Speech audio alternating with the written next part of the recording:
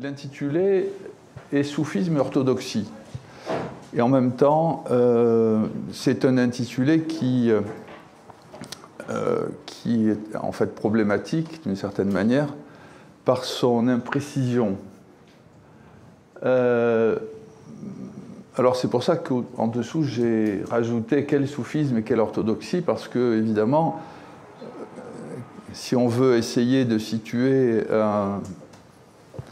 un courant ou une doctrine dans une orthodoxie, il faut ici qu'on définisse cette orthodoxie.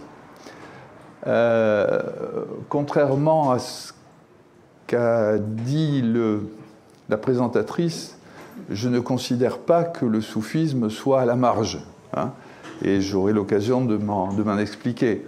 Mais effectivement, c'est aussi une question de point de vue, hein, donc pour certains, ça peut être perçu comme quelque chose qui est marginal, alors qu'en fait, le soufisme a irrigué, enfin les soufismes ont irrigué donc le monde musulman depuis presque les origines. Alors, ne sachant pas très bien quel est le niveau de connaissance des participants et des futurs auditeurs, il m'a semblé utile de repartir un peu au début et de faire un petit historique rapidement du soufisme. Donc vous voyez, dans un premier point, je vais parler des soufis, finalement, parce que là aussi, on peut utiliser le singulier de manière générique, hein, mais je pense que comme tout mouvement qui a plus d'1 millier d'ans d'histoire, il présente des visages, des pratiques et même des doctrines qui constituent une palette ou une mosaïque qui fait qu'il est difficile d'employer le terme au singulier. Alors certains disent que quand on met un pluriel, ça permet d'évacuer un petit peu les difficultés. Bon, je ne sais pas si je l'ai fait dans cette optique, mais c'est pour vous montrer justement que là aussi, même si on parle le plus souvent du soufisme, eh bien c'est une réalité qui est plurielle et multiple. Voilà, donc je ferai un petit point sur le soufisme quand même. Celui que je vais présenter ici, c'est un soufisme, c'est celui qui s'inscrit, disons, dans la longue durée, hein, qui commence à peu près vers le IXe siècle, et qui a fait l'objet donc de toute une littérature extrêmement savante et extrêmement riche. Et bon, j'inclurai assez peu des phénomènes marginaux dont je dirai quand même quelques mots par la suite. Voilà, donc je vais essayer de brosser un petit tableau historique, de donner quelques éléments doctrinaux, quelques éléments aussi qui ont trait aux pratiques, hein, du soufisme, et puis j'évoquerai aussi quelques noms pour qu'on puisse traduire, disons, incarner dans des personnages ce soufisme. Et dans la deuxième partie, donc, j'essaierai de replacer le soufisme dans l'époque contemporaine et donc confronté à diverses critiques, hein, et ce qui me permettra justement d'aborder plus directement la question de l'orthodoxie. Alors, le développement historique. Le soufisme a été étudié en Occident depuis au moins le XIXe siècle. On a, pendant longtemps, considéré que le soufisme était quelque chose qui avait des origines ou un apport, disons, étranger ou extérieur à l'islam lui-même, hein, des influences qui pourraient venir du monachisme chrétien, de courants des religions qui existaient sur la Perse. Et depuis le grand orientaliste Massignon, on a révisé ce point de vue, et Massignon a montré dans ses travaux que le soufisme était basé sur, c'est ce qui fait sans doute sa spécificité, sur une méditation du texte coranique. Et que s'il a subi des influences, comme tous les domaines de l'islam finalement, y compris même la théologie ou la jurisprudence, s'il a subi des influences, ces influences sont venues l'enrichir plus tardivement, mais le fond premier sur lequel le soufisme s'est développé, c'est vraiment le fond coranique, c'est-à-dire le texte du Coran et la méditation coranique. Alors, le soufisme n'est pas apparu comme tel dès les tout débuts de l'islam. Hein. Le terme soufi, évidemment, n'apparaît pas dans le texte coranique, dans le corpus coranique. Ce n'est pas une racine qui trouve sa source ni d'ailleurs dans le Coran, ni même dans la littérature des traditions prophétiques, hein, des dires qui sont attribués aux prophètes. La première phase, disons, au niveau de la spiritualité qui a correspondu à l'expansion de l'islam, hein, disons dans le 1er siècle, hein, ce qui correspond à peu près entre le 7e et 8e siècle, cette phase d'expansion de l'islam a conduit à un enrichissement considérable de ces centres et de ces métropoles, et de la capitale en particulier, d'abord Damas puis Bagdad, et en réaction, disons, à ce que certains ont considéré comme une perte du message prophétique initial, eh bien, il y a eu toute une phase, disons, où on fleurit des mouvements ascétiques, hein, qui souvent, d'ailleurs, pouvaient emprunter les formes de ce qui existait au Moyen-Orient, c'est-à-dire des formes pas monastiques, puisqu'il n'y a pas vraiment il n'y a pas de vie monastique ou monacale dans l'islam, mais en tout cas des ascètes qui pouvaient vivre un peu retirés à l'écart du monde et qui se livraient à une discipline extrêmement rigoureuse. Et puis, bon, finalement, certains ont considéré qu'il y avait dans ces pratiques-là certaines limites et ont entrepris une quête beaucoup plus intériorisée. Et c'est à partir de ce moment-là que le terme soufi a commencé à faire son apparition. On n'a pas vraiment, même les soufis eux-mêmes divergent sur l'origine de ce nom. Est-ce que le mot souf, qui en arabe désigne la laine, est l'origine du terme? Est-ce que on a appelé ces gens-là soufis parce qu'ils portaient une espèce de bure, hein, presque un peu semblable à celle des moines chrétiens? Est-ce que c'est lié à la notion de pureté, sofa? Il y a un terme arabe aussi qui pourrait justifier ça. Est-ce que c'est lié à un autre terme que l'on appelle les ahl soufa, hein, les gens de la banquette, en référence à une communauté de pauvres, de gens qui s'étaient consacrés à la dévotion, qui à l'époque prophétique vivaient dans la mosquée même de Médine, de la charité publique. Hein. Voilà, il y a toute une série, vous voyez, d'origines comme ça, potentielles ou supposées ou présentées, sans que l'on sache vraiment laquelle choisir. En tout cas, outre le vêtement, parce que les soufis vont très tôt se caractériser par un vêtement, outre leur vêtement, la notion de pureté est sans doute une notion essentielle dans les premiers développements du soufisme. Alors, il y a plusieurs écoles qui vont naître de manière presque concomitante et concurrente. Hein, on va avoir des centres importants. Il y aura Bagdad, évidemment. Il y aura aussi Bosra, en Irak.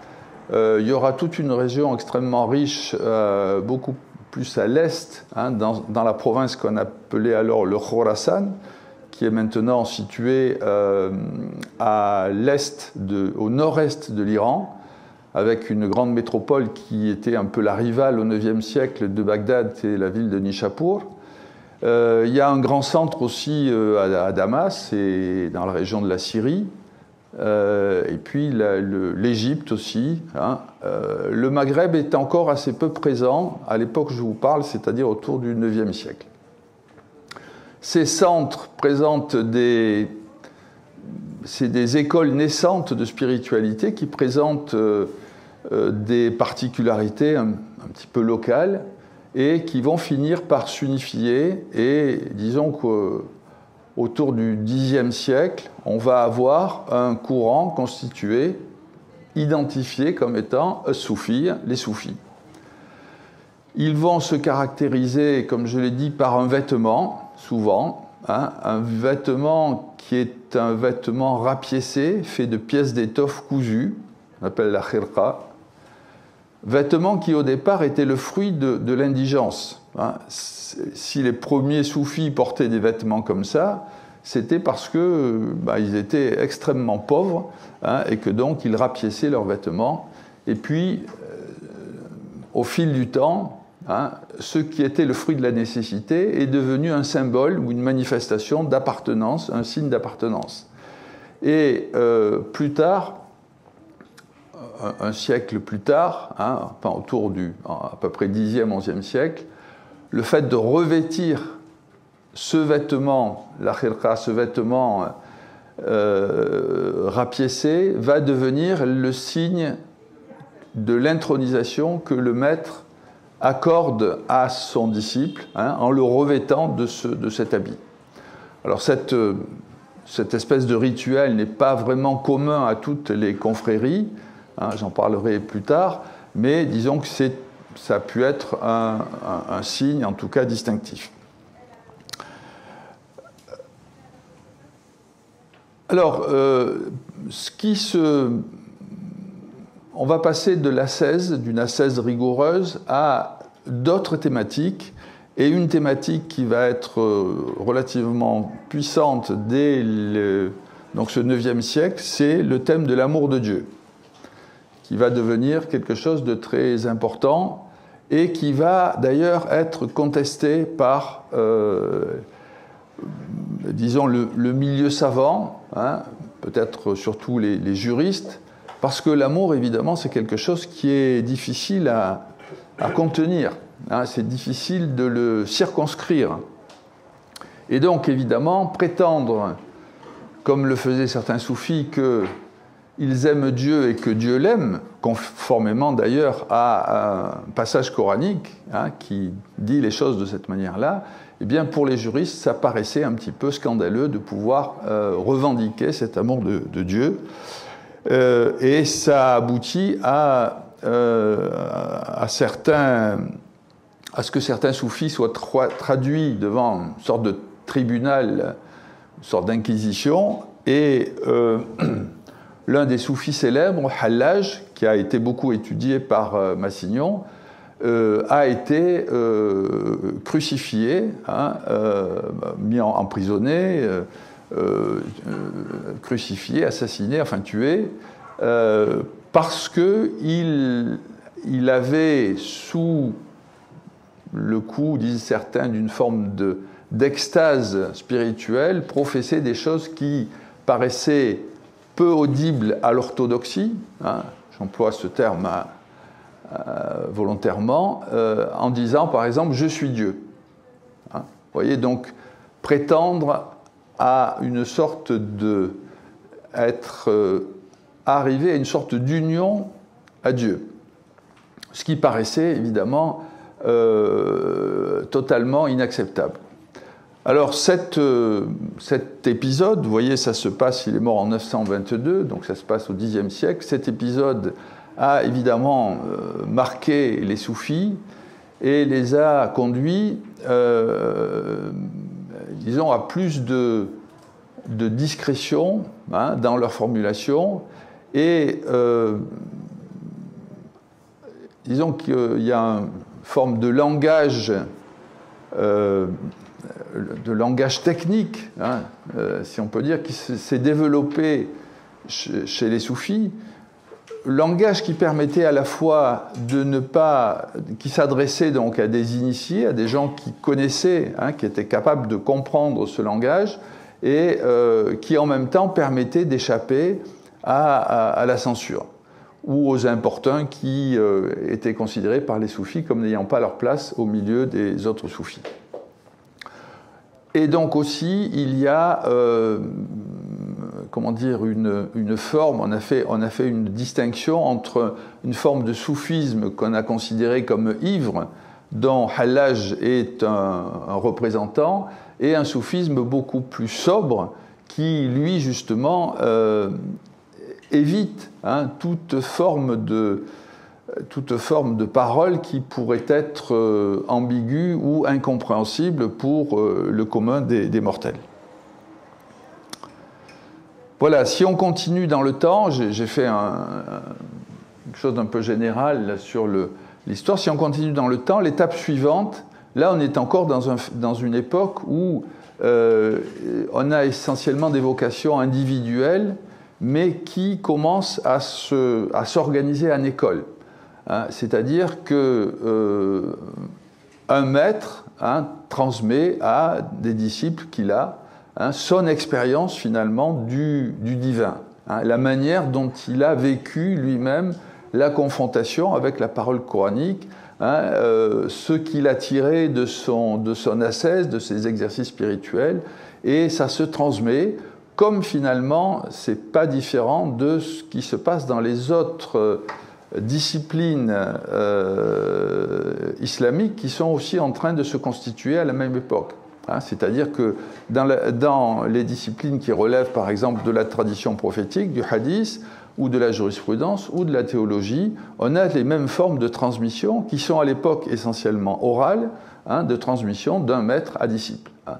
Et donc de même qu'il y a une tradition juridique qui existe depuis les débuts de l'islam, eh bien il va y avoir une tradition aussi spirituelle qui va exister, qui est orale et qui souvent se double, hein, de la production d'ouvrages. Hein, cet enseignement est aussi mis par écrit, et c'est d'ailleurs une très riche littérature.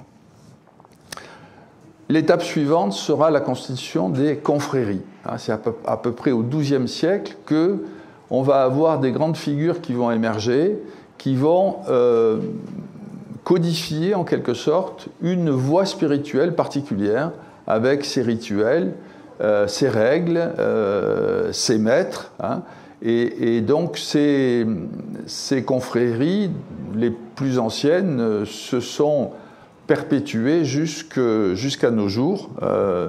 On a des confréries qui existaient au XIIe siècle et qui sont encore présentes, alors qui ont donné évidemment de très nombreuses et multiples ramifications. Mais voilà, c'est à peu près à cette époque-là que ça commence, et je dirais du même coup, on entre dans un processus d'institutionnalisation qui, évidemment, va conduire à ce qu'il y ait aussi des formes enfin, le soufisme va aussi, en quelque sorte, rentrer dans un certain cadre. Hein. Autant les premiers temps, avec ses vocations individuelles, on avait une espèce de une floraison exceptionnelle de personnalités avec des tempéraments très différents, autant là on va finalement, en se diffusant, le soufisme va devoir se canaliser, et c'est ces institutions-là, confrériques, qui vont permettre, hein, en quelque sorte, de codifier et de baliser le soufisme pour qu'il ne s'égare pas dans des voies considérées comme étant comme le faisant sortir finalement de la maison commune, hein, de l'islam. Alors, si j'ai déjà évoqué quelques points, mais pour essayer brièvement de donner des éléments essentiels, ce qui fait peut-être une des caractéristiques du soufisme, c'est d'essayer de dépasser l'apparence des choses pour accéder à leur réalité. Et cela commence évidemment avec le texte coranique, hein, c'est-à-dire qu'il s'agit de dépasser la lettre, hein, pour accéder à la réalité, hein, intrinsèque du message coranique. Dépasser la lettre, ça signifie à la fois donc, le méditer, mais c'est aussi la possibilité finalement d'avoir une interprétation, hein, relativement ouverte, hein. Ce contre quoi l'orthodoxie se battra depuis toujours, hein. C'est-à-dire que l'orthodoxie, ou une certaine orthodoxie, considère que le commentaire du Coran, c'est le magistère, finalement, des docteurs de la loi, hein, c'est-à-dire de ceux qui commentent le texte, hein, en respectant un certain nombre de règles. Alors que le soufi, finalement, lui, s'autorise à ne pas tenir compte forcément de ces règles, hein, parce que ce qu'il cherche, c'est le contact direct avec Dieu à travers le texte du Coran. C'est-à-dire que le soufi perçoit le Coran comme un message que Dieu lui adresse personnellement. Et donc ce qu'il en comprend n'a pas besoin d'être contenu ou balisé, hein, ou restreint à ce que la loi en dit ou à ce que la théologie en dit. Donc ça, c'est un point important. Évidemment, vous comprenez tout de suite qu'avec certains théologiens qui vont être beaucoup plus sur une lecture littérale des textes, il y aura évidemment un conflit potentiel. Parmi les éléments importants aussi, il y a l'idée que pour justement accéder à la réalité des choses et dépasser leur sens extérieur, il faut que l'individu meure à lui-même. C'est-à-dire, il faut qu'il arrive à tuer son ego, qui est le principal obstacle entre lui et Dieu. Ce sont les passions humaines qui, finalement, empêchent, hein, d'accéder à la lumière divine. Et donc, il y a tout un travail, hein, sur soi qui doit être fait pour pouvoir se libérer, finalement, des chaînes de son ego. Celui qui aide à faire ce travail, c'est le maître. Et là aussi, c'est, dans le soufisme, quelque chose qui est indispensable. Le maître est indispensable pour faire ce travail de réforme de l'individu et ce travail d'épuration, hein, de l'âme. Il est indispensable parce que lui-même a fait ce cheminement et que donc il est capable, en quelque sorte, d'en montrer les obstacles, hein, à son disciple, hein, qu'il prend par la main et qu'il guide. Les soufis ont une image, il faut que le disciple soit entre les mains du maître comme le mort et l'est entre le laveur de mort. Donc vous voyez, le disciple doit être totalement inerte pour que le maître, finalement, puisse le façonner.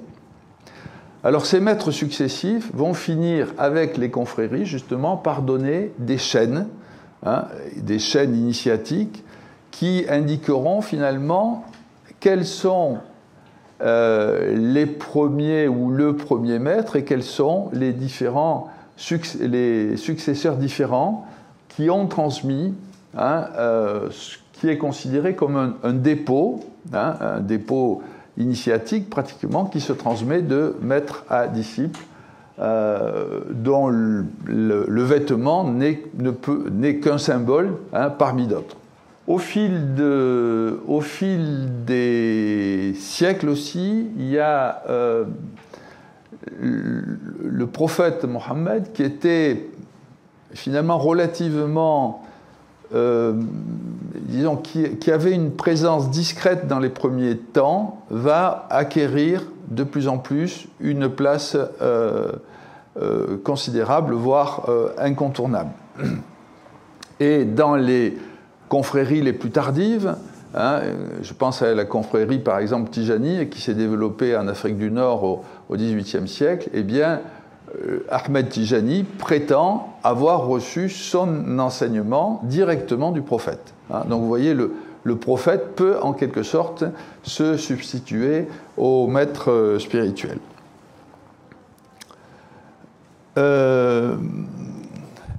Alors, la finalité de tout ce cheminement, donc, qui est fait par le biais du maître, par tout un certain nombre de rituels que je vais aborder après, c'est l'accès à la sainteté.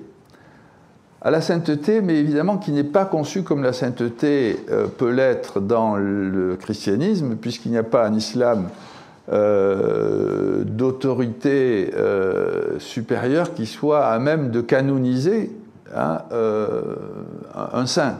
Hein, il n'y a pas de, vous voyez, il n'y a pas de processus de canonisation. Hein. Dans l'islam, la sainteté, c'est la reconnaissance, c'est vox populi, vox dei. Hein, c'est la reconnaissance que les gens accordent à telle ou telle personne. Hein. J'allais dire, ça existe aussi évidemment dans le christianisme. On sait qu'en Bretagne, il y a des tas de saints qui ne sont pas du tout reconnus par l'Église, hein, mais que la population localement eh bien, vénère,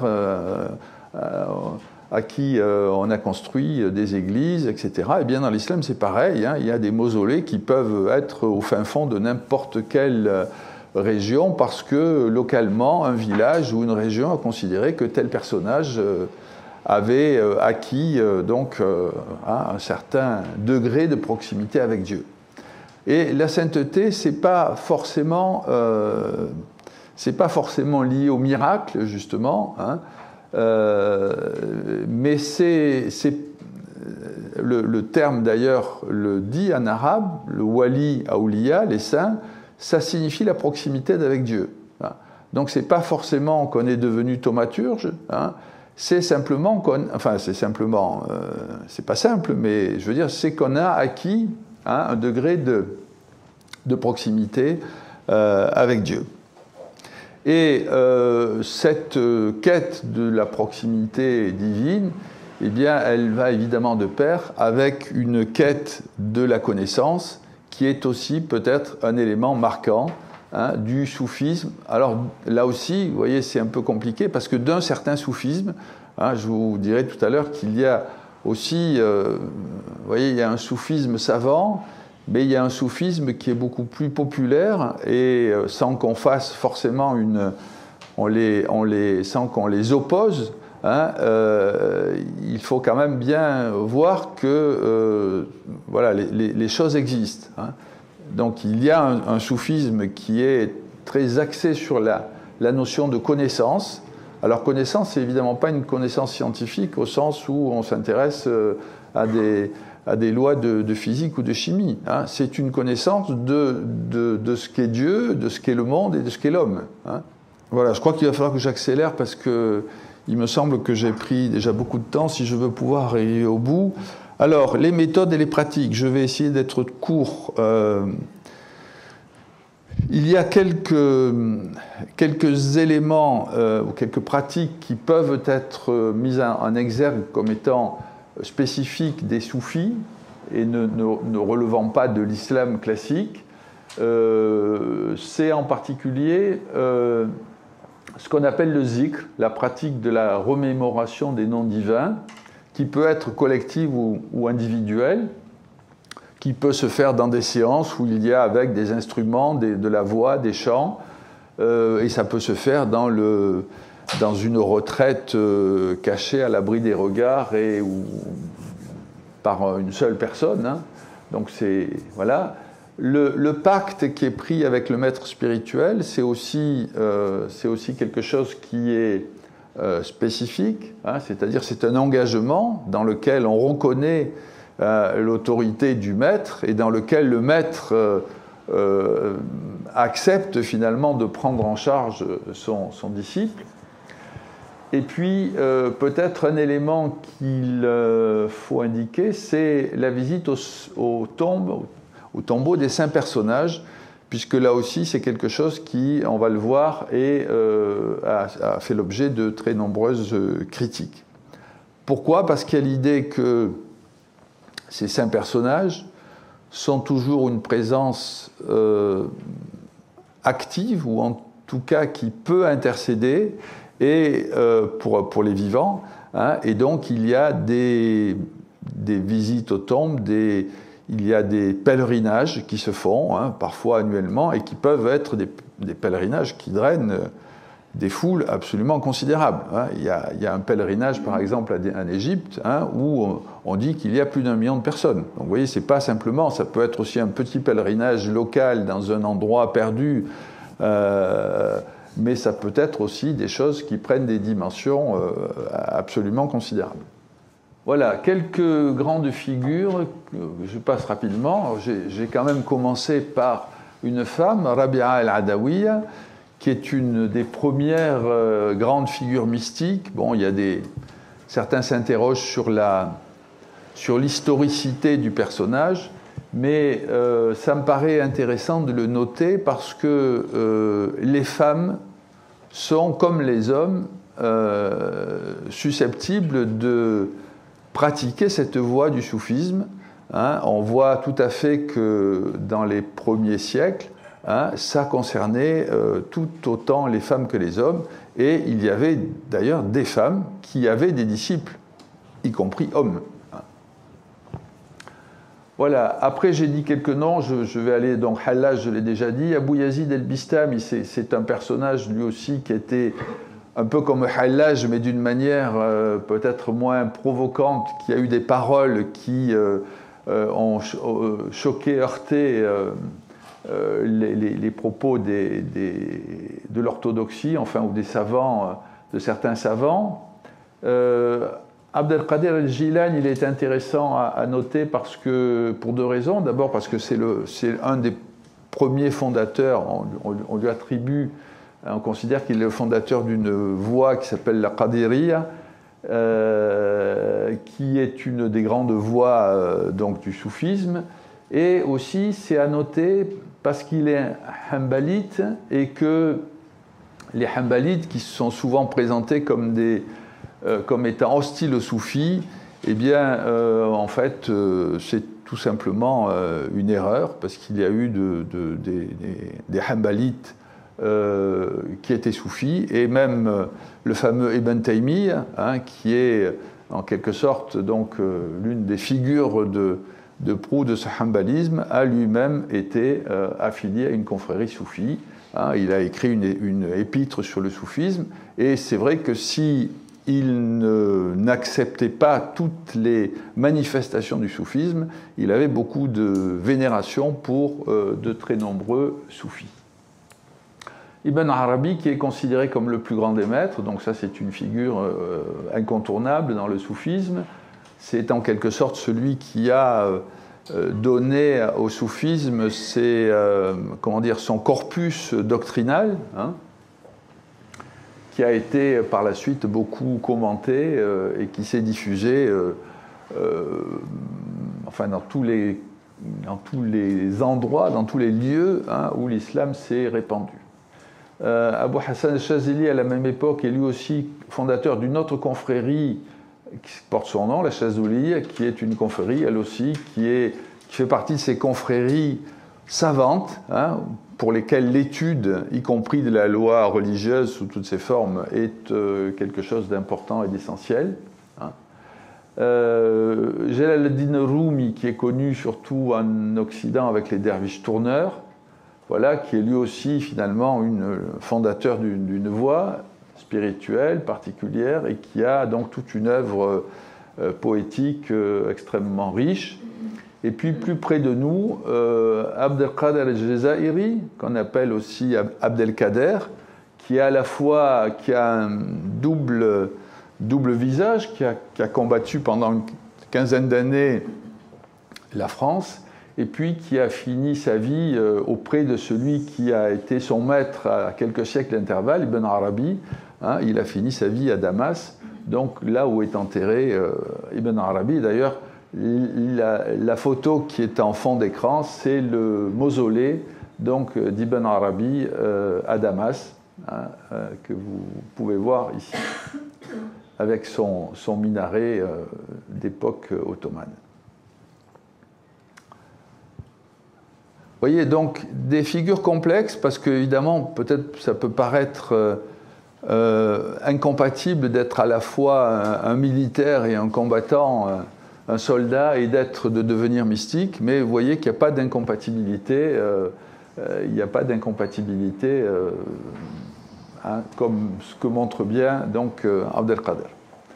Et j'ai noté aussi Ahmed Ibn Alawi pour montrer que bien il y a la permanence finalement et la rénovation de cette maîtrise spirituelle, puisque c'est un maître algérien qui lui aussi a eu une postérité qui existe hein, jusqu'à nos jours. Voilà, alors maintenant je passe à la deuxième partie. Avec peut-être quelques réflexions générales. Hein, le soufisme n'est pas une philosophie, contrairement à ce que certains pensent ou croient, dans la mesure où il est intrinsèquement lié à l'islam. J'espère vous en avoir convaincu avec mes propos. Mais on a de nos jours, aux États-Unis par exemple, on a des individus, hommes et femmes, qui adoptent le soufisme comme une philosophie de vie. Hein, voilà. Mais c'est... Alors, on a toujours la liberté de faire ce qu'on veut, hein, mais vous voyez, c'est pas... voilà, c'est pas le fondement du soufisme, ce n'est pas ça. Ce n'est pas non plus une secte, dans la mesure où le soufisme n'a jamais été marginal dans l'islam. Il a au contraire... Enfin, si, il a peut-être été dans les premiers temps. Il a peut-être été dans les premiers temps, mais par la suite, il a vraiment irrigué toutes les sociétés musulmanes, je ne dis pas la société musulmane, mais les sociétés musulmanes, et il a eu un rôle extrêmement important, que ce soit dans la propagation de l'islam, par exemple en Afrique noire ou en Indonésie, ce sont des soufis qui ont apporté l'islam. Il a eu un rôle important, même au XXe siècle, dans la mesure où on considère qu'en Asie centrale et dans l'ancienne Union soviétique, ce sont les soufis qui ont maintenu la tradition vivante de l'islam pendant toute la période, donc, où l'Union soviétique était très fermée, disons, aux religions. Donc, vous voyez, il a eu, et il a toujours, hein, d'ailleurs, il a eu un rôle absolument essentiel et permanent. Donc, c'est pas quelque chose qui est marginal, même si, de nos jours, on a parfois tendance à le croire ainsi, parce qu'effectivement, il y a une grande méconnaissance hein, et de ce que c'est le soufisme, et finalement de son rôle à travers les siècles. Alors certains l'ont aussi des fois accusé d'être l'auxiliaire du colonialisme. Le soufisme est plutôt, comment dire, apolitique. Enfin, en tout cas, il est quiétiste, hein, d'une certaine manière, et pendant la colonisation française au Maghreb, c'est vrai que certaines confréries ont pu apparaître comme collaborant avec le colonisateur et donc ont été taxées finalement de ne pas avoir suffisamment porté la résistance contre la présence coloniale. Voilà, ce qui est certain, c'est que le soufisme est porteur d'un patrimoine culturel qui est très important, hein, que ce soit du point de vue architectural, donc vous en avez un exemple là, que ce soit au niveau de son corpus poétique ou littéraire, hein, il y a des grandes œuvres de la littérature mondiale. Enfin, Rumi en est un exemple, hein, qui montre que donc il y a un patrimoine tout à fait important. Et puis au niveau de la musique aussi, de la musique, de la poésie. Hein. Il y a vraiment une richesse importante du soufisme. Vous avez vu, j'ai passé la vitesse supérieure, mais parce que, bon, voilà, je voudrais quand même essayer d'aller jusqu'au bout. Alors, parmi les points aussi que l'on peut noter, peut-être, c'est que le soufisme semble s'être adapté, peut-être plus facilement que l'islam tout court, adapté aux lieux dans lesquels il a fleuri. Hein. Encore une fois, vous avez le soufisme, existe aussi bien en Chine, en Indonésie qu'au Mali. Hein. Alors évidemment, il y a des acclimatations qui se font, hein, mais il reste quand même des éléments qui sont communs. Hein. Et les séances de zikr, par exemple, hein, dont je vous ai parlé, ce qu'on appelle le sama, hein, séances d'audition spirituelle au cours desquelles on écoute à la fois du Coran, mais aussi des chants, avec parfois des instruments, eh bien, avec des variantes locales, ces séances existent depuis la Chine jusqu'au Mali, hein, sur absolument l'ensemble du monde musulman. Donc, il y a probablement, c'est aussi le signe, hein, qu'il y a une certaine facilité à s'acclimater à des contextes culturels relativement variés. Par contre, ce que je n'ai pas... Vous voyez, je vous ai présenté un soufisme que je pourrais dire classique, ou le plus connu, hein, mais il y a des formes, disons, relativement marginales qui sont aussi qualifiées de soufisme. Et là, c'est relativement difficile, si vous voulez, de mettre tout le monde sous la même coupole. C'est-à-dire, vous avez par exemple des mouvements au Maroc, les Gnawa par exemple, des charmeurs de serpents, des choses comme ça qui sont, ou des mouvements en Anatolie, en Turquie, qui sont anomistes, hein, qui ne tiennent aucun compte de la loi, qui peuvent consommer de l'alcool, des substances hallucinogènes, etc. Voilà, toute cette diversité peut se revendiquer du soufisme. Hein, mais vous voyez qu'il y a quand même peut-être des points qui peuvent être communs, mais il y a aussi des grandes différences. Et donc c'est là un petit peu, si vous voulez, la limite de la terminologie, c'est que quand on réunit sous le même terme des groupes qui peuvent présenter des différences qui sont quand même assez radicales et assez considérables, c'est un peu compliqué.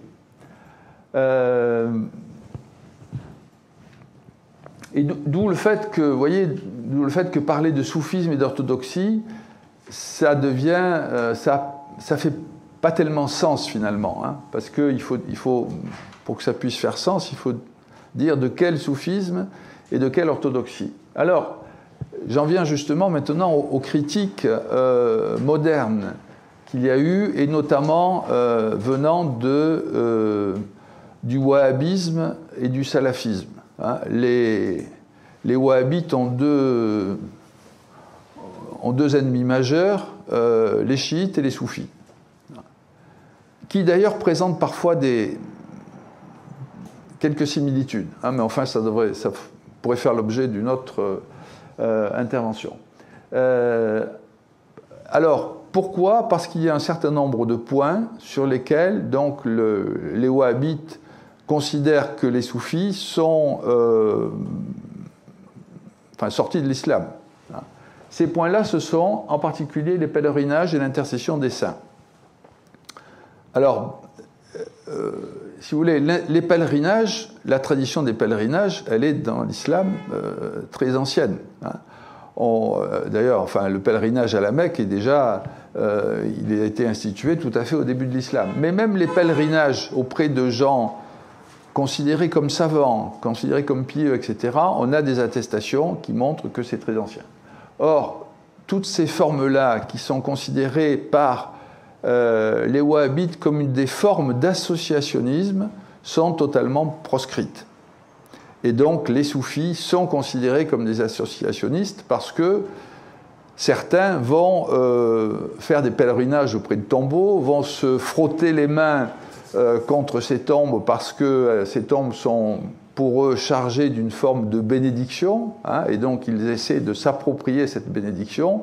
Et pour les wahhabites, c'est une manière d'associer à Dieu, de croire que un personnage qui plus est mort peut avoir un certain pouvoir, y compris d'intercession, alors que cela n'appartient qu'à Dieu. Même le prophète, dans la doctrine wahhabite, n'a pas d'intercession dans ce monde.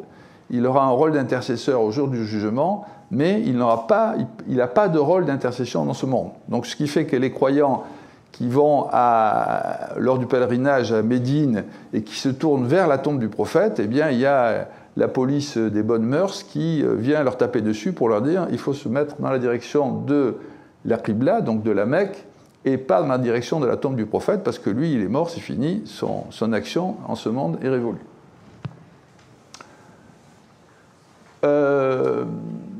L'autre point qui est aussi contesté, c'est finalement la dépendance au maître, hein, le fait qu'il y ait une relation comme ça forte entre un maître et son disciple, qui est considérée comme finalement une forme, une forme d'imposture pour les wahhabites, alors que finalement les wahhabites eux-mêmes ont des maîtres qu'ils placent tout autant sur un piédestal que les soufis.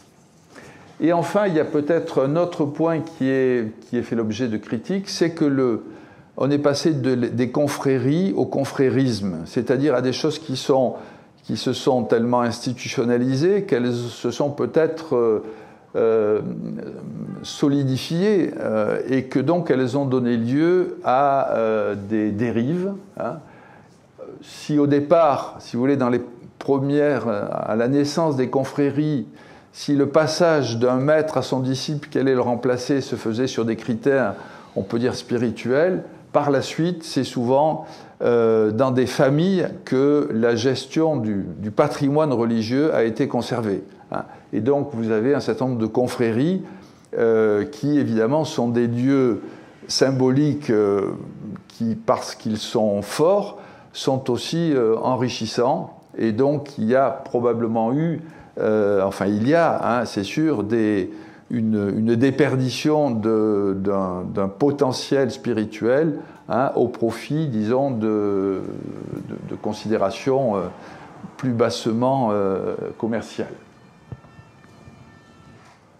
Voilà, alors, pour finir, puisqu'il me reste peu de temps,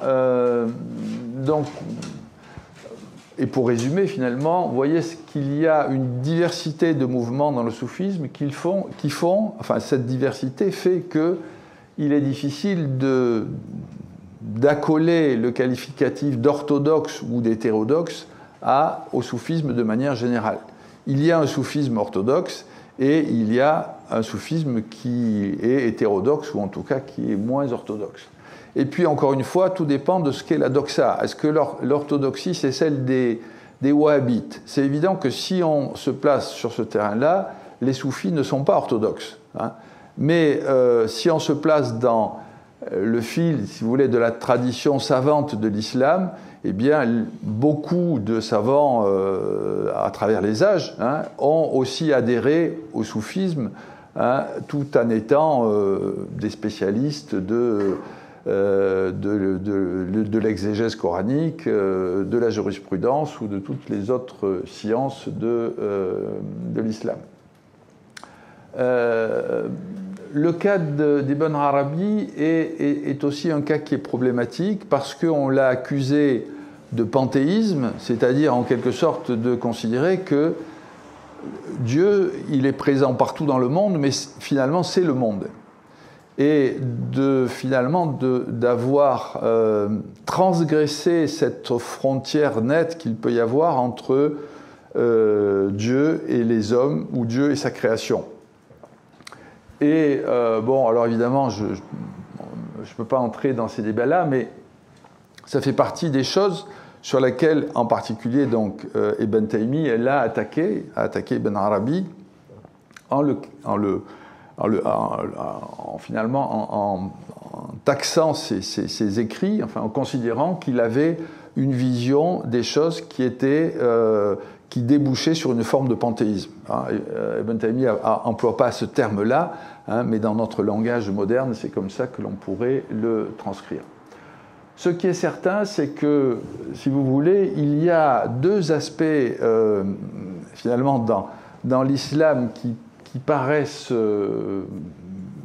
bien, alors à la fois bien distinctes et complémentaires, c'est la dimension loi et la dimension voie. C'est-à-dire qu'il y a une dimension légaliste qui est très forte, et il y a aussi une voie spirituelle, un cheminement spirituel qui existe aussi. Parfois, ils cohabitent, et donc à ce moment-là, le soufisme, j'allais dire, est parfaitement orthodoxe des deux points de vue, point de vue de la tradition, disons, de l'islam, et puis du point de vue du soufisme lui-même, et parfois, ils peuvent diverger. Et ce qui est intéressant, finalement, c'est de voir que, à l'époque contemporaine, ce sont ces deux aspects qui peuvent être attractifs. On voit bien, malheureusement, que le wahhabisme s'est répandu à peu près partout dans le monde musulman et bien au-delà, et qu'il a un discours qui est attractif, malgré tous les excès auxquels il conduit. Et on a, d'autre part, le soufisme qui est lui aussi un discours attractif, qu'il est en particulier en Occident, puisque depuis une cinquantaine d'années, donc le soufisme s'est passablement développé dans le monde occidental, et parce qu'il véhicule, disons, un discours qui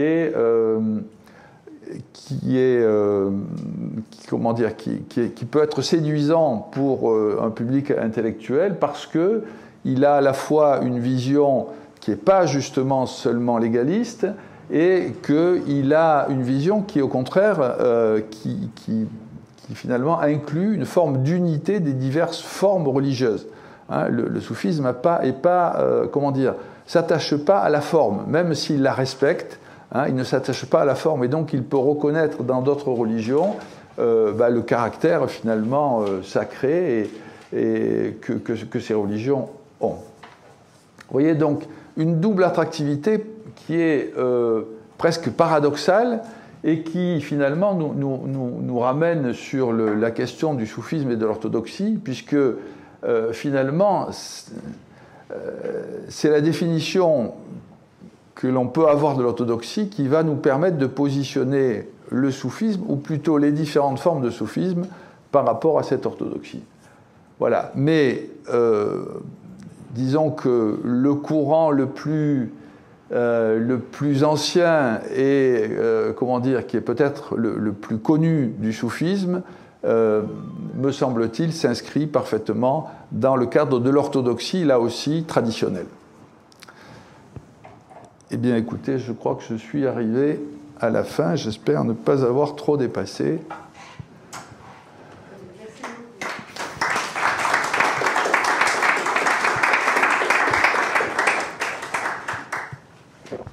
Vous aviez dans votre plan un chapitre soufisme et chiisme. Oui. Je dois donc comprendre qu'il n'y a pas de différence entre les sunnites et les chiites pour le soufisme. Non, c'est plus compliqué que ça. Oui, oui. Non, c'est très différent. C'est très différent, mais il existe un soufisme chiite. Voilà, les chiites aussi ont une forme, ils n'appellent pas ça soufisme, enfin ça s'appelle la irfan. C'est plutôt la gnose, si vous voulez, mais il existe une forme de soufisme dans le chiisme. Alors, est-ce que là, celui dont vous nous avez parlé, alors, c'est le soufisme sunnite. Ah oui, j'aurais dû peut-être le préciser, mais c'est le... Oui, oui, non, mais excusez-moi, ça me paraît, il y a des choses qui me paraissent tellement évidentes que je les oublie. Mais c'est évidemment le soufisme sunnite dont j'ai parlé. Alors, il y a quelques... Si vous voulez, il y a... comment dire, on pourrait trouver certaines formulations qui sont au niveau doctrinal qui montrent des points communs entre le soufisme et le chiisme, notamment sur la question de l'imama. Hein. Mais bon, je ne vais peut-être pas développer ça, voilà, parce que sinon ça va me faire reprendre la parole pour un petit moment. Ben, si vous voulez, il y a pour les chiites, l'imam a une fonction essentielle. Hein. Les premiers imams, d'abord charnels, de la descendance, alors si on parle là aussi des chiites du haut décimain, hein, les imams, donc charnels de la descendance de Ali et de Fatima, la fille du prophète, sont les continuateurs de la prophétie, et même sont ceux qui explicitent le Coran. Hein, c'est-à-dire que pour les chiites, le Coran, il est muet. Le Coran que Mohammed a apporté, il est muet. Ce sont les imams qui lui donnent, qui l'explicitent. Et pour les chiites, si vous voulez, la dimension donc, intérieure est absolument essentielle. Comme pour les soufis, hein, qui cherchent, comme je vous l'ai dit, à aller au-delà de l'apparence des choses et à aller à la réalité des choses. Et sur cette question-là, les soufis considèrent qu'il y a un pôle qui serait en quelque sorte le chef des saints, hein, le pôle. Et le pôle, il a un peu une fonction qui est un peu similaire à celle de l'imam. Vous voyez ? Donc c'est sur cette question-là, qui est une question quand même centrale, hein, absolument fondamentale, parce que le chiisme, il s'organise autour de la question de l'imama. Le sunnisme s'organise moins autour de la question du pôle, mais ça n'est quand même la figure, enfin ça n'est une figure absolument incontournable. Hein. Parce que le pôle, si vous voulez, et alors bon là on entre dans des considérations évidemment qui sont complexes, mais le pôle, c'est le point de passage entre Dieu et les hommes. Et si vous voulez, finalement dans toutes les religions, enfin en tout cas entre le christianisme et l'islam, on peut trouver là un point commun. On cherche cette figure, comment on fait pour passer de Dieu à l'homme. Vous voyez ? Alors dans le christianisme, on a trouvé, enfin c'est Jésus, hein, qui incarne Dieu. Dans la mesure où dans l'islam, cette incarnation n'est pas réellement possible, on est passé par une autre figure. Cette autre figure, chez les chiites, ça va être l'imam, et pour les soufis, ça sera le pôle. Dans l'islam sunnite traditionnel, on dira c'est le Coran, tout simplement. Voilà, pour essayer de répondre rapidement. Vous voyez, ça, c'est des questions qui sont en fait relativement complexes. Hein. Oui ? Vous nous avez dit, merci pour votre intervention, que je l'ai trouvée très riche. Vous nous avez dit que les confréries soufis se sont structurées autour du XIIe siècle. Et oui. Est-ce que vous ne pensez pas que le pouvoir, parce qu'au XIIe siècle, c'était déjà le califat arabo-musulman était en train d'être plus ou moins mouvementé, hein, par les Mongols qui arrivaient, etc. Est-ce que politiquement, ça ne s'est pas imposé aux califes successeurs, hein, de cette époque-là pour structurer ce mouvement qui leur échappait plus ou moins? Et deuxième question, si vous permettez, vous nous avez dit que le Hallaj a été crucifié parce qu'il avait dit « je suis Dieu ». Et je suppose qu'il a parlé en arabe. Et est-ce qu'il a dit je suis Dieu en arabe, ou est-ce qu'il a utilisé seulement un mot qui représente les noms divins dans l'islam, sachant que Hallaj, je pense qu'il a plus été crucifié, puni pour les mouvements sociaux qu'il suscitait que pour sa position soufie. Merci. Oui. Alors là, il faudrait refaire l'histoire du procès. Effectivement, il a dit « Ana al-haq », je suis la vérité. Mais al-haq, c'est un des noms de Dieu. Voilà. Mais il n'a pas dit « je suis Allah ». Attention, c'est quand même une différence qui est considérable. Voilà. Alors, après, si vous voulez, alors, si vous m'avez suivi, c'est vrai que les premiers soufis ont été des marginaux. Hein, et on a énormément de récits de soufis qui ont été chassés de chez eux, enfin de leur ville, hein, la ville où ils étaient, parce qu'ils étaient considérés comme hérétiques, voilà. Et donc il y a eu beaucoup effectivement, dans les premiers soufis, il y en a beaucoup. Ils avaient un discours qui était révolutionnaire à l'époque, hein. Donc révolutionnaire, et puis qui contestait finalement l'ordre établi. Hein, parce que c'était un discours qui était contre la richesse, contre l'opulence, contre les grands de ce monde, enfin bon, voilà. Alors, après, les liens entre le politique et le religieux sont effectivement complexes. Par exemple, les Ottomans se sont beaucoup appuyés sur les confréries soufis. Et les différents califes ottomans avaient tous un shir soufi. Hein. D'ailleurs, ce sont les Ottomans qui ont restauré, vous voyez, le mausolée d'Ibn Arabi, qui était, avant l'arrivée des Ottomans, qui était complètement abandonné. Il a passé une période où il était complètement... il était ignoré même. Hein. On a le récit d'un savant qui vient du Maroc, qui cherche le mausolée. Vous voyez, c'était pas évident d'y arriver. Il y est arrivé, mais pour dire que les Ottomans donc, ont eu un rôle, se sont appuyés effectivement sur les soufis, et vous avez tout à fait raison de dire ça, à l'époque où Ibn Taymiyyah était en bisbille justement avec les soufis de son temps, que ce soit à Damas ou au Caire, le pouvoir politique incliné très nettement du côté des soufis, qui représentaient peut-être un appui politique plus important que Ibn Taymiyyah et les Hanbalites, qui étaient relativement marginaux, qui en tout cas représentaient politiquement beaucoup moins de poids. Donc effectivement, il y a des considérations, enfin les relations entre le pouvoir politique et puis les soufis ont varié évidemment au cours des âges et au cours de la manière dont ils ont pu aussi servir éventuellement les intérêts du pouvoir politique. On le voit d'ailleurs, y compris à l'époque contemporaine, comment dans certains pays on peut mettre en avant les soufis pour faire pièce justement au wahhabisme ou à des choses comme ça. Je comprends qu'à certaines périodes, les soufis devaient se dissimuler, un peu comme les chiites à certaines époques.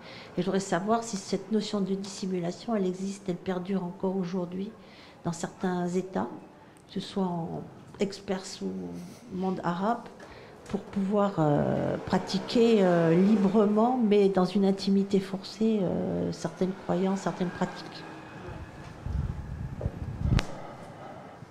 Alors, attention, quand j'ai dit se cacher, c'est pas vraiment se cacher. C'est plutôt, comment dire,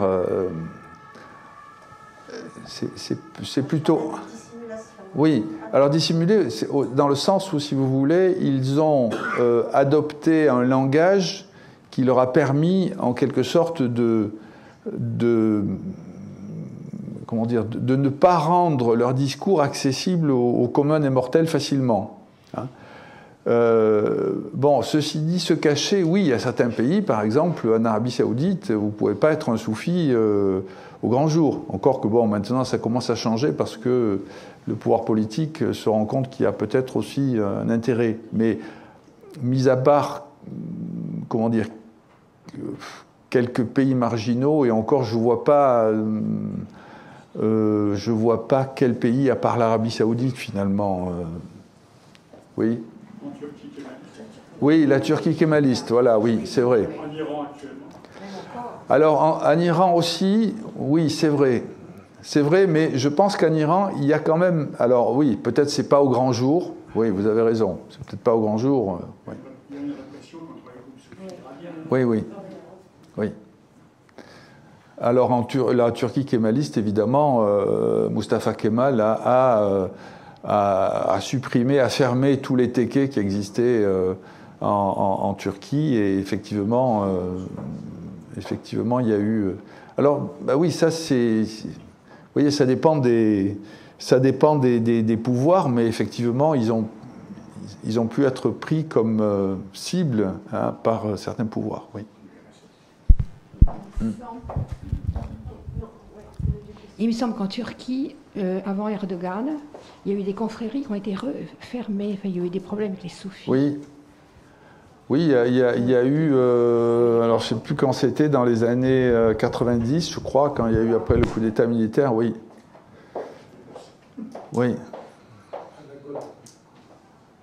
Non, mais c'est bien sûr, hein, c'est... comment dire, encore une fois, ça peut représenter une forme d'organisation qui peut faire peur aux politiques. Voilà, et qui peut donc, dans certains cas, ou être utilisé pour, ou au contraire, eh bien, subir les foudres du pouvoir politique. Parce que, enfin, encore une fois, vous voyez, il y a des endroits, si vous prenez le Sénégal, vous avez quasiment la moitié de la population qui est rattachée à une confrérie. Donc vous imaginez que ça peut faire une puissance, enfin, politiquement, évidemment, le président peut difficilement se passer d'avoir des relations avec la confrérie des Mourides. Hein. Bonjour, c'est pas vraiment une question, mais c'est juste pour être sûr de vous avoir bien compris. Donc c'est en tant que mouvement politique potentiel que ces courants soufis peuvent être réprimés par certains États et non en tant que courant religieux ou pour des raisons religieuses, si j'ai bien compris ce que vous venez de dire. Non, c'est pas tout à fait ce que j'ai dit. C'est comment dire. Bon, c'est vrai qu'à l'époque contemporaine, il est difficile de séparer strictement les deux. Hein, c'est-à-dire que vous avez effectivement des courants, vous avez des confréries. Je ne sais pas si je parle des Boutchichi au Maroc, par exemple, c'est une confrérie qui a beaucoup d'adeptes, et forcément, cette confrérie a aussi un rôle politique d'une certaine manière, hein, parce qu'elle est bien introduite dans les cercles du pouvoir, parce que, voilà. Mais bon, ça c'est, si vous voulez, on est dans le confrérisme, là, c'est-à-dire qu'on est dans le fait que, bon, les confréries sont des organisations sociales structurées et qui donc interfèrent dans la vie de la cité et sont confrontées donc au pouvoir politique, ont aussi un rôle politique à jouer pour pouvoir se maintenir, voire se propager, etc., etc. Mais, si on revient aux sources du soufisme, évidemment, c'est pas leur vocation première, mais bon, on est bien obligé de constater qu'effectivement, c'est ce qui se produit maintenant, oui. Vous n'avez pas abordé la question du soufisme indo-pakistanais, qui est quand même extrêmement complexe, oui. Et sur le rôle d'abord très politique que les confréries ont joué dans la conquête de l'Inde du Nord par les armées musulmanes venues d'Asie centrale, d'une part, et ensuite dans l'islamisation de l'Inde du Nord, et puis ensuite dans le rapport interculturel entre les mouvements mystiques hindous et les mouvements mystiques musulmans. Et cette très grande complexité du soufisme indo-pakistanais. Oui. Alors, je n'en ai pas parlé pour une bonne raison, c'est que je le connais mal. Et j'évite de parler de ce que je connais mal. Donc, voilà. Bon, j'ai simplement, c'est vrai, fait référence à l'Indonésie, mais j'aurais dû effectivement ajouter l'Inde, puisque c'est vrai que l'Inde aussi a été conquise en partie avec des mouvements soufis, et qu'il y a eu un très riche mélange entre, finalement, et qui existe toujours, hein, on voit justement à New Delhi, on peut voir des tombeaux de saints soufis où il y a la moitié de la population n'est pas musulmane qui les fréquente, hein, donc il y a une mixité doctrinale qui est absolument considérable. Mais pour ce qui est du soufisme, alors pakistanais, j'avoue que je le connais mal. Bon, et donc voilà, c'est la raison pour laquelle je n'en ai pas parlé. Alors, pour tout vous dire, quand même aussi, c'est que ma spécialité, c'est quand même le soufisme à l'époque médiévale et classique. Donc, je parle évidemment un peu de l'époque contemporaine, mais j'avoue que, voilà, je connais, bon, je le connais évidemment, mais je connais beaucoup moins l'époque contemporaine que je ne connais donc l'époque médiévale.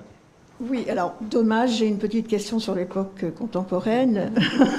Désolée, je voulais savoir, par curiosité, s'il y avait des personnalités politiques aujourd'hui qui affichaient, peut-être pas, mais en tout cas qui étaient soufis ou qui ne le cachaient pas, voire s'en prévalaient, dans le monde politique aujourd'hui. Vous parlez en France, par exemple? Non, peut-être pas en France, mais dans le Maghreb ou dans le monde musulman, voilà, c'est ça. Ouais. Qui s'en prévalaient, vous voulez dire qui affichaient leur appartenance à une confrérie? Qui ne s'en cachaient pas et dont on savait qu'ils avaient cette... Oui, bien sûr. Ouais. Bien sûr. Ils jouent un rôle politique important. Ah bah, vous avez, par exemple, le ministre des biens Zawqaf, les biens religieux au Maroc, Ahmed Tawfiq, il est connu pour être, c'est un éminent universitaire qui est donc ministre, donc un homme politique aussi, et il a des rattachements confrériques qui sont bien connus. Je ne sais pas, bon, l'imam d'Al-Azhar, son nom m'échappe, mais il va me revenir. Il est rattaché à une confrérie soufie. Comment s'appelle-t-il déjà? Ahmed Toyeb, oui, c'est ça? Oui, voilà. Bon, il est rattaché à une confrérie soufie. Il a pendant longtemps, avant d'occuper les fonctions qu'il occupe, il était responsable d'une confrérie soufie. Il est peut-être d'ailleurs toujours, je ne sais pas. Hein, enfin voilà.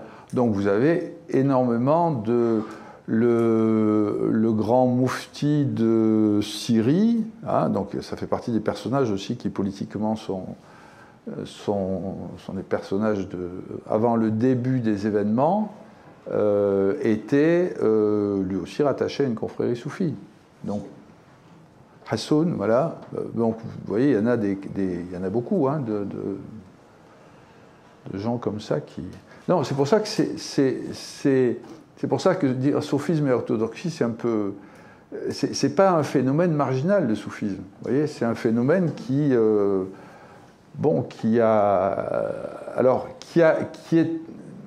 en but, si vous voulez, depuis peut-être 50 ans à l'émergence du wahhabisme et du salafisme, mais qui sinon a toujours fait partie des sociétés musulmanes.